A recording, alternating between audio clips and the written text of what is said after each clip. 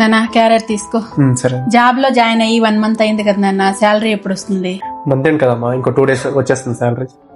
అదే నాన్న, నీకు తెలియదేం లేదు, మనంతా లోన్ వాళ్ళు ఇంటి దగ్గరకు వచ్చేసిండ్రి, మళ్ళీ ఆడొచ్చేస్తారు. కట్టేద్దాం చూడు నాన్న. ఇదే లాస్ట్ ఛాన్స్ అక్క, నెక్స్ట్ వీక్ మళ్ళీ వస్తాను, పేమెంట్ చేయండి అక్క. సరే సరే. ఓహ్ అవునా, ఫస్ట్ జాబ్ ఫస్ట్ శాలరీ కదా, ఫ్రెండ్స్ అందరికి పార్టీ ఇద్దాం అనుకున్నా. పార్టీలు కావాలంటే మళ్ళీ చేసుకోవచ్చు నాన్న, ఫస్ట్ ఆ లోన్ వాళ్ళు కట్టేద్దాము. సరే. సరే నాన్న.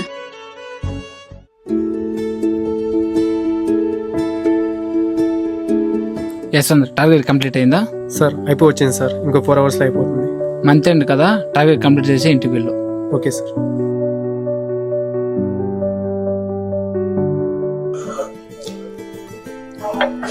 యశ్వంత్, వర్క్ లైఫ్ ఎలా ఉంది?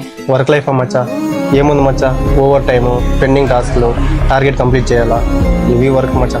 నా శాలరీ వస్తే ఈఎంఐ అది ఇది అనుకోని మొత్తం కట్ అయిపోతుంది. అసలు ఏమాత్రం సరిపోదు. ఒకప్పుడు ఎలా ఉండేవాళ్ళం మనం, సాయంత్రం 5 అయ్యేపటికి బాయ్స్ అందరూ ఒక చదువుకొని టీ కాఫీ తాగుతాం, ఎంత ఎంజాయ్ ఉండే. అయినా ఒకప్పుడు జాబు అన్నాం, ఇప్పుడు జాబ్ వచ్చాక అస్సలు మచ్చా ఫీల్ అవ్వద్దులే.